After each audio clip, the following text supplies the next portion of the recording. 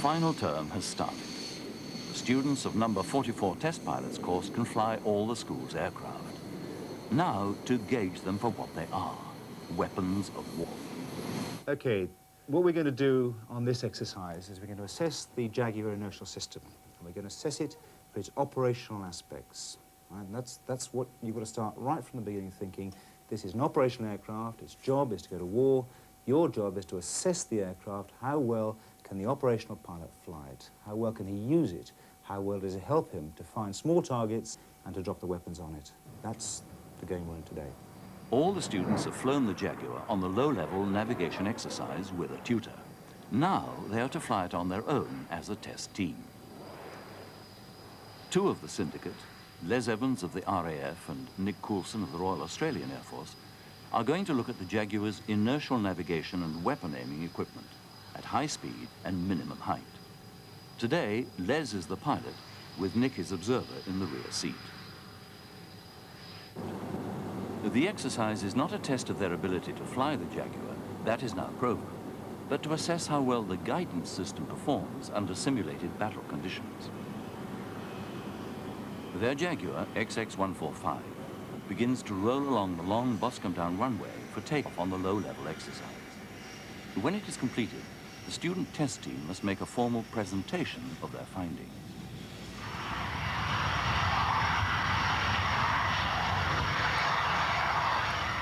To help the team prepare the presentation, Les and Nick will record the details of the exercise. So you really want a few more details on the map for that. There isn't much on the map. It's fine if you're in a detailed area, lots of stuff on the ground. The moving map is showing the Jaguar's present position as 1 mile southeast of a waypoint, the two small lakes. Okay, I can just make out the lake. It's actually hidden slightly behind that hill, but the cross is very close. And the map's slightly out. It's probably half a mile out, I'd say. Good. Coming up shortly and updating now. The equipment also gives course, speed and distance to the next waypoint, Alf's Tower, and updates with exact latitude and longitude. Okay, I can see Alf's Tower coming. Yes, the kit's looking quite good. Okay, updating now. Okay, next target run. Next, the weapon aiming trial using the head-up display. The simulated target, a dam in Wales. See the target area ahead. And updates have come up to it. It's looking quite good again. It's pretty good. It's stabilised on one point, but it's not quite the right point. Good. Okay, waypoint 3 next. It's looking quite good, actually. Got the mast out to the right-hand side. Updating now. The radio tower, the last waypoint. Okay, going back to Boscombe. They are guided back safely by the electronics. But on approach to the busy airfield, they still need an old-fashioned lookout as well. See the hawk downwind, and get the end over on long finals. Braking. Everett's. Down. All three of the syndicate have now flown the exercise as command pilot. Les Evans was the last. They have already decided that they will be making certain recommendations about the equipment at the presentation. Well, the major recommendations were twofold, really. The navigational control unit, which is this box down here, which sits between the pilot's legs, was too low down for him to reach easily in flight.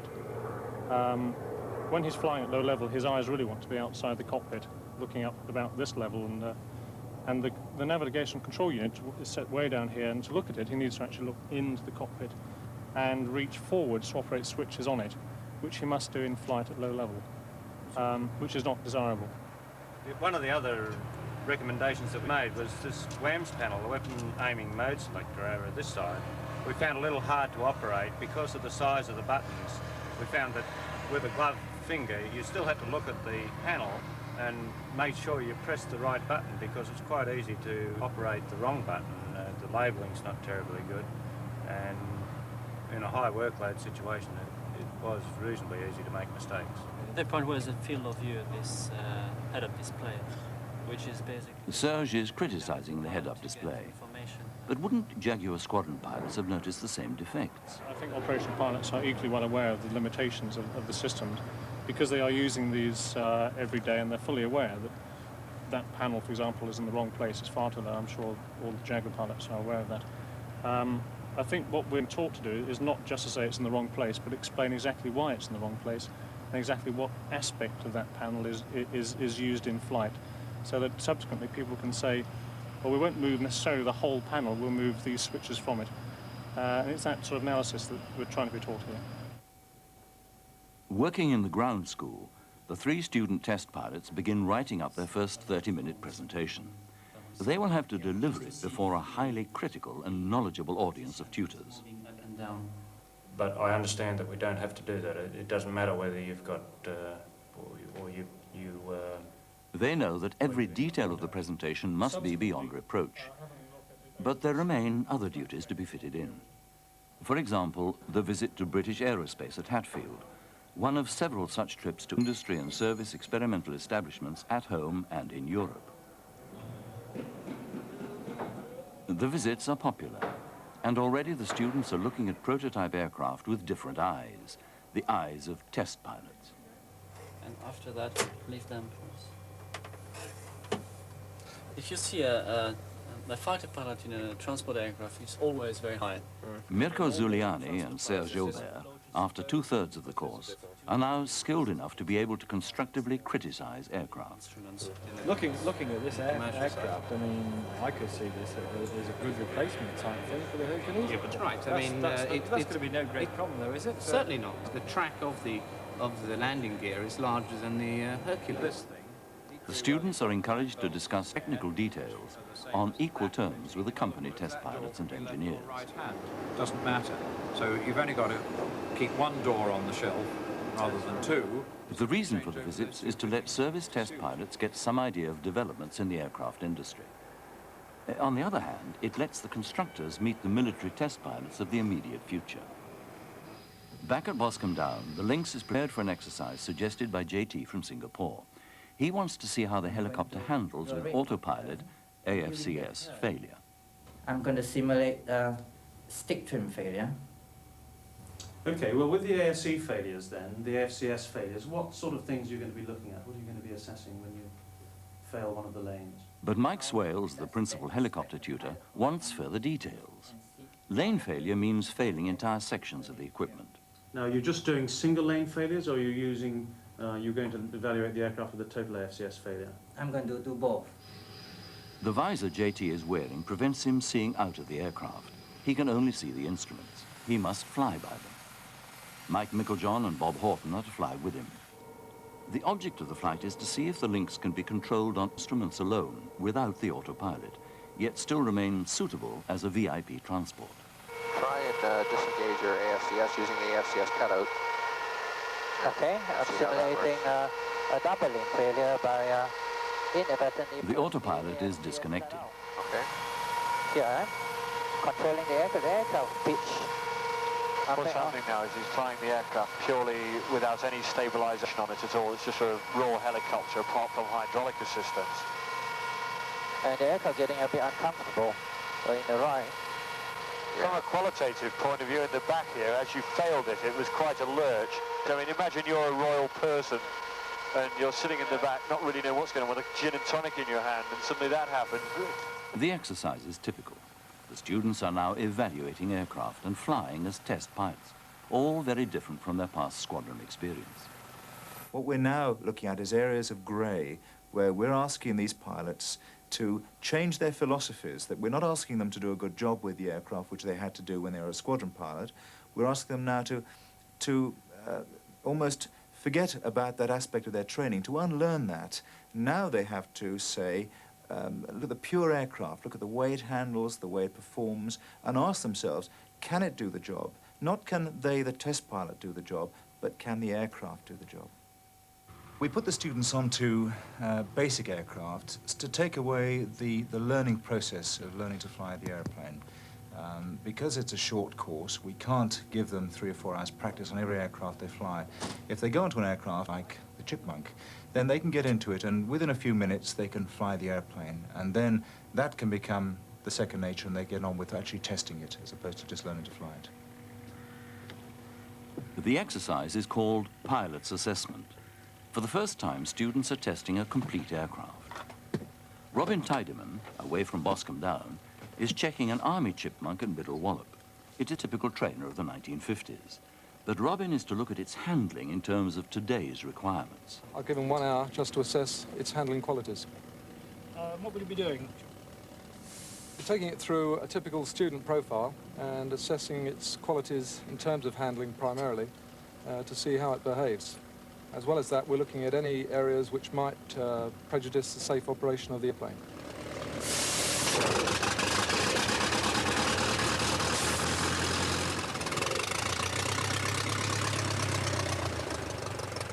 Although the Army still use the chipmunk as a trainer, it is a rarity these days because it has a tail-wheel undercarriage. Robin Tiedemann is expected to fly it without further conversion training, though it is very different from the Victor tankers he used to fly. Indeed, very few RAF pilots have extensive experience of piston-engined aircraft.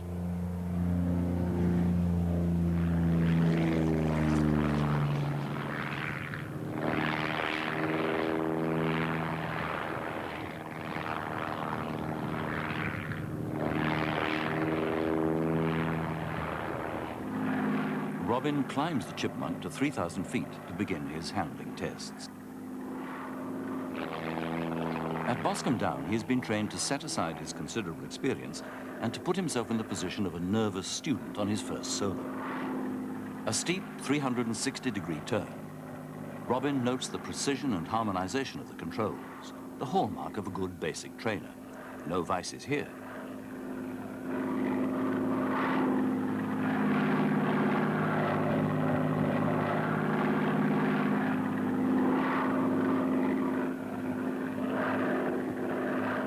The weather is not ideal, but just good enough for a test spin.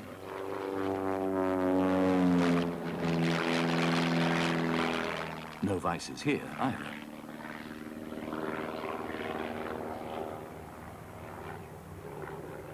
From a dated aircraft to one of the latest. Harry Fail is at Old Sarum, one of the world's earliest airfields, to put a prototype Optica through its paces.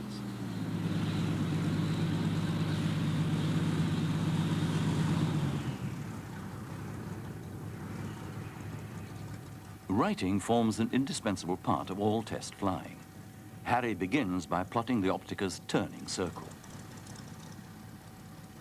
The unconventional Opticas are seen as an inexpensive helicopter substitute.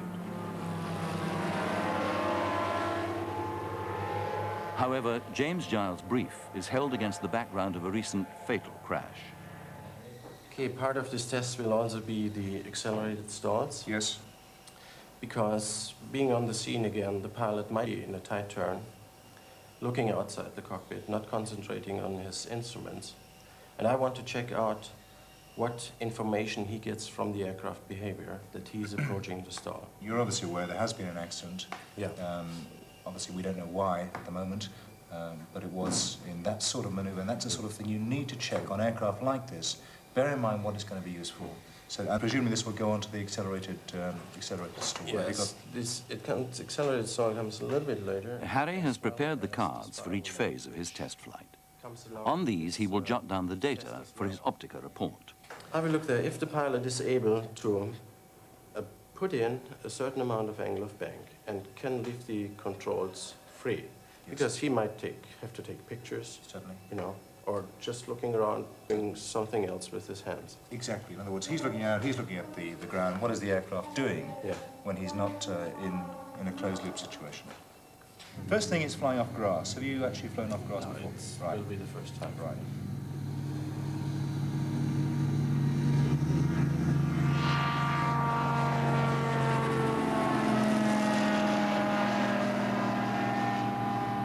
Harry Fail, a Luftwaffe F-4 Phantom pilot, thoroughly evaluates this unusual aircraft.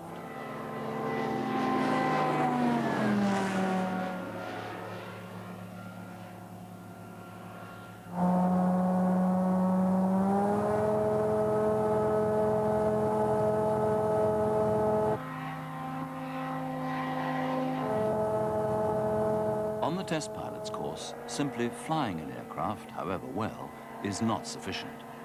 The students have to assess the aircraft's characteristics, both good and bad, and then write a clear and concise report. The third light aircraft to be tested is the prototype Trago Mills, here landing at Boscombe Down, to be flown by Dave Southwood, guided by his tutor, Tim Allen. You are assessing the aircraft from the very moment you start out walking towards it. Virtually when you start looking at it, you start your assessing of it. So from every single aspect of the aircraft, everything you do with it, everything you touch, everything you handle, everything to do with it, you're assessing it. Right. Bearing in mind throughout that it's relating to the role of the aircraft. I know it's a prototype aircraft and it's a civilian aircraft, but we are assessing it for the role of primary trainer, like the chipmunk or the bulldog. Sure, yes. Okay, let's have a look at your cards. Stalling is a very important aspect for primary trainer, so have a careful look at it. But the last time you did stalling, you had, well, 2 flights, 1 hour each. Yes. Here you've got about 2 minutes. Yes. So there's the change there. You've got to get done quickly and efficiently. It's obviously got to do aerobatics nicely, and I see you're going to get your stick force per G off that. That's a good idea. Also look at the performance of the aircraft. I know this is a handling assessment, but at every stage try and wind in the performance and the fuel usage and so on. So here, on the overshoot, with the full flap down as for landing, the climb may be rather poor. Yes. So have a look at the performance aspect of that. It is primarily a handling assessment. Yes. But your feelings are the most important thing, and the numbers which you take will back up any deficiencies which you found. It is, after all, a new prototype aircraft. It's the only one in the world. Dave is to be accompanied by Air Marshal Jeff Cairns, himself a retired RAF test pilot and former commandant of Boscombe Down. He is now on the other side of the fence, for he is the director of the company which built the aircraft. He will act as Dave's flight observer. You want to adjust the rudder pedals first before you do anything else, before you strap it. Right, at the bottom you've got a clock and ammeter suction for the air journalist. You've got the VOR indicator radius. This small trainer is very different from the buccaneers Dave is used to. But as a test pilot, he will be expected to be able to fly any aircraft.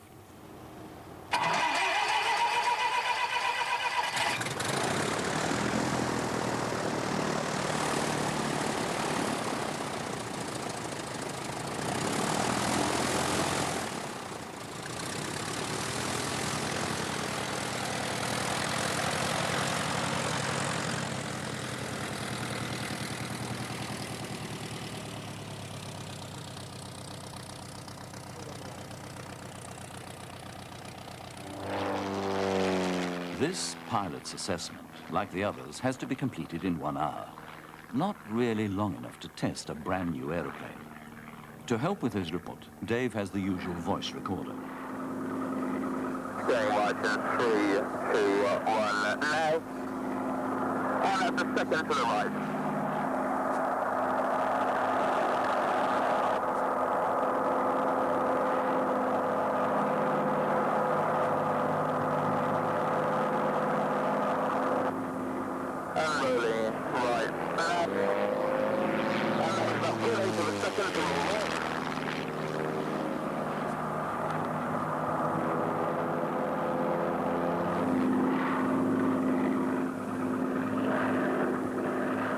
Look at, we just full left runner. And that's around 50 pounds force. Aileron about 10 millimeters. And about 10 pounds force. And that's 2 degrees aileron base. And releasing. A careful lookout and a spin. For Dave will need to test the trainer's ability to recover. That's 1 turn, 2 turns, stay rising for high rate of turns, 3 turns, that's 4.5, 4 turns, 5, right rudder, stick coming forward. Pilot's assessment, like all flights, has its paperwork. And I actually wrote about 75 sides of writing, I think, after just 1 hour's worth of flying. So nowadays, flying can never be fun anymore. You tend to go out there, and the first thing you do is get in the aircraft and think, don't like the cockpit, feel the view not too hot, controls are a bit hard. And so you're forever analysing everything you look at. James Giles has Harry's Optica report. It represents some 20 hours of writing for an hour of flying. Harry, that was a very good report. Thanks very much. As you appreciate, that was actually a pre-production aircraft. It was a prototype, and there were a couple of things that you probably weren't aware of. One was that the port wing was about 2 degrees out of alignment, and it was misrigged, which I'm sure accounts for some of the facts you've come up with on the spiral stability, and indeed the stall. And the other one was the elevator effectiveness, which you mentioned into the ground, and they are actually working on that at the moment, and certainly the production model should have a new elevator. In ground school, the 3-man test team are about to make their presentation of the Jaguar low-level exercise. They have found writing the presentation hard work in the limited time available. Only 30 minutes are allowed for its delivery, and the expert audience will have to be convinced of the students' recommendations. The principal weapon aiming modes assessed were CCIP with radalt ranging, target of opportunity, planned, tracked PLF and regress PLF attacks, all in both barrow and radalt ranging. All the technical data is there, but in addition the knowledgeable audience is looking for style in presentation. This is vital if test pilots are to be able to convince civil servants and aircraft manufacturers, to say nothing of air marshals and admirals, of their findings. A likely condition in the event of It doesn't matter how good the tests were or how skilled the test pilots. If the presentation fails, they have failed the whole exercise. detracted from the pilot's ability to look at the targets and to maintain safe terrain clearance. That concludes my weapon aiming assessment. I'll now call upon Flight Lieutenant Nick Coulson to summarise our assessment of the Jaguar Nebulous.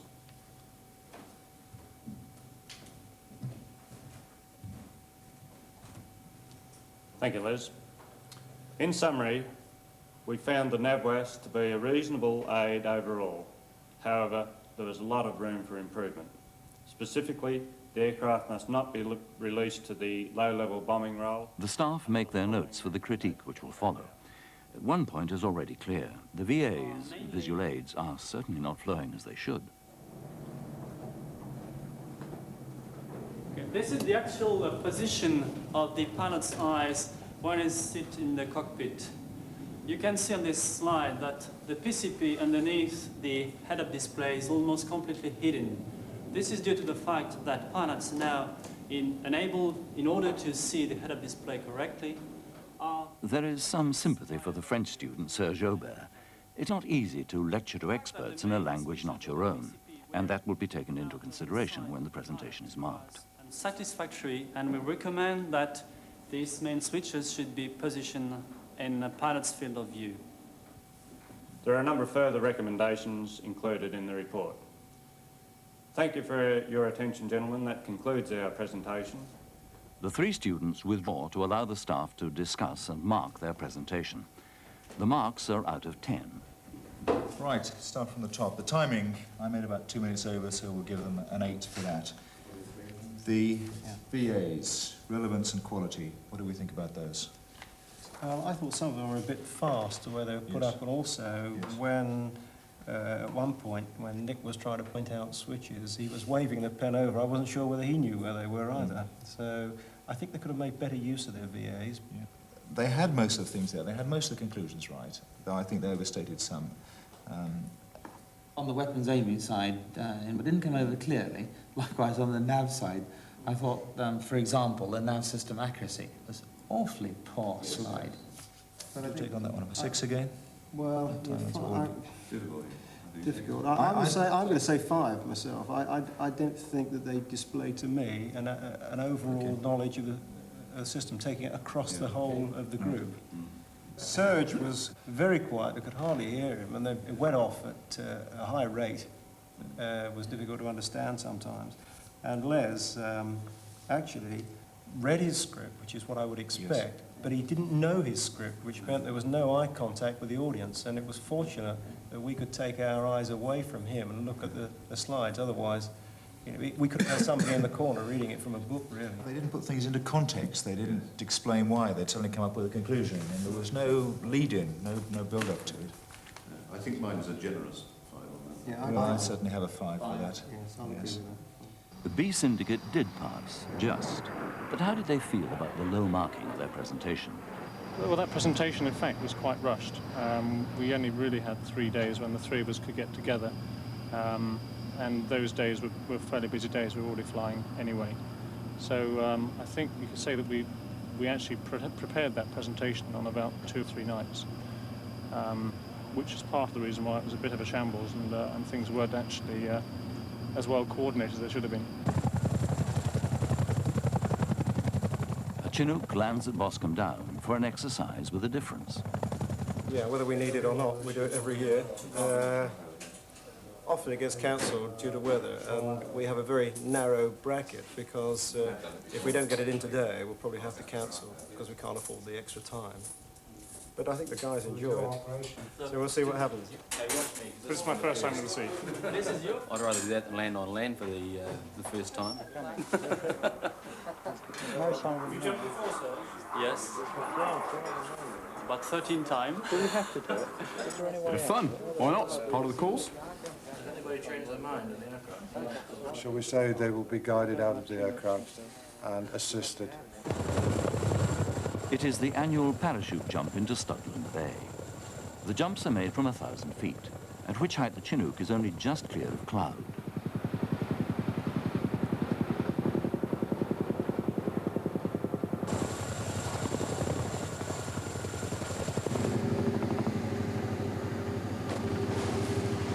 The water was reported as freezing.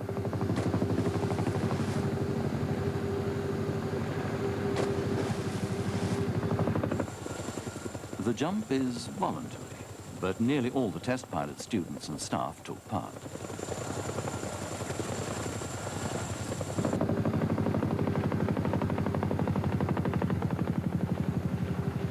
Royal Marines hauled the sodden officers aboard the rescue boats without ceremony.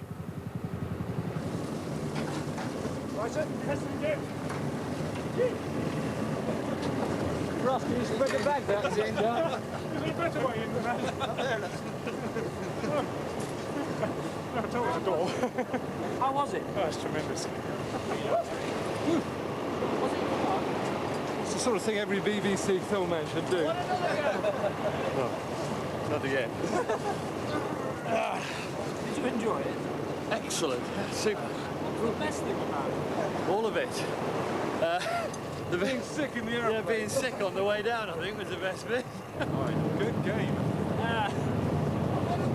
Did you enjoy it? Yeah, marvellous. Would you do it again? Who's got the beer? No, where are the beers? Who's got the... Survival kit.